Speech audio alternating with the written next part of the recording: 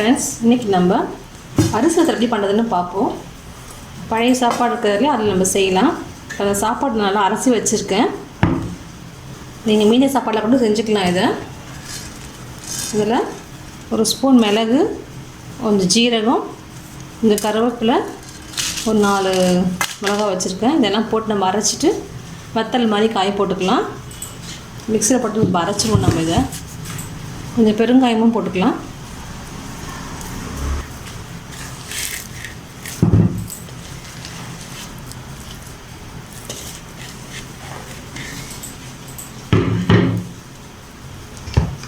கொஞ்சம் உப்பு ஆட் பண்ணிப்போம்.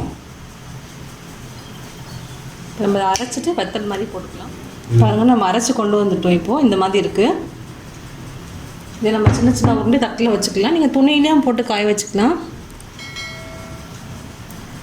நல்லா ஒரு 2 days வெயிலில் காஞ்சிச்சின்னா வத்தல் நல்லா வரும்.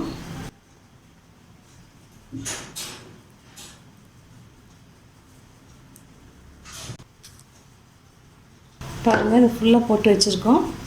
நம்ம முறுக்கு பொழிகிற கம்பிலையும் போட்டுக்கலாம். அதுவும் நமக்கு ஈஸியாக இருக்கும். நான் அதுவும் உங்களுக்கு போட்டு காட்டுறேன்.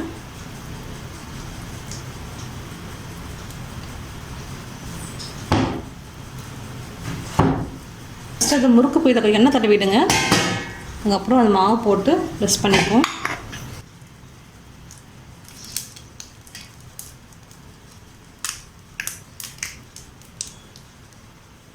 இந்த மாதிரி போட்டால் நம்ம அப்புறமா எடுத்துக்கலாம். அப்படியே இது ஈஸியாக இருக்கும். கடகடன்னு பொழிஞ்சிட்டு போயிடலாம்.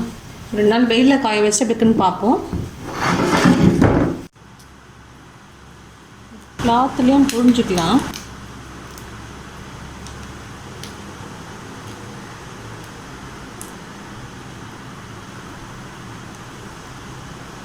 இது நமக்கு ஈஸியாக இருக்கும்.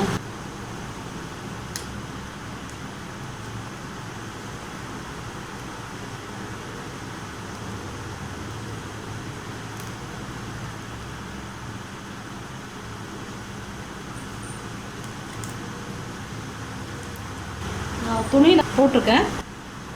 இப்படியும் பண்ணலாம். உங்களுக்கு எப்படி ஈஸியாக இருக்கோ பண்ணுங்க. ஹாய் ஃப்ரெண்ட்ஸ், நம்ம வத்தல் காய வச்சுருந்தோம். நல்லா காஞ்சிச்சு பாருங்கள் வெயிலில். நம்ம இன்றைக்கி பொரிச்சு எடுத்துடுவோம். பொரிச்சு எப்படி இருக்குன்னு பார்ப்போம். எல்லாம் நல்லா காயட்டும். காஞ்சிடுச்சு, போட்டு பார்ப்போம்.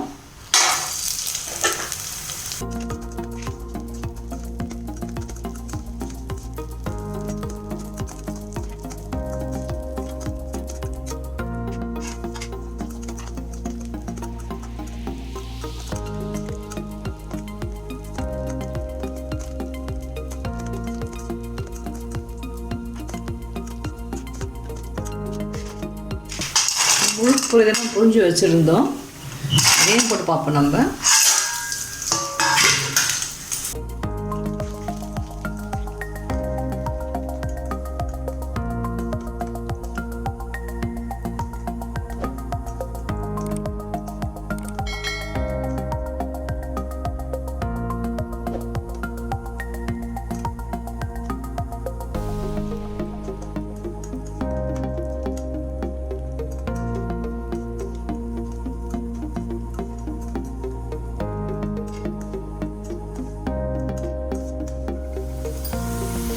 பாருங்கள், வத்தல் நல்லா புரிஞ்சு வந்துருக்கு.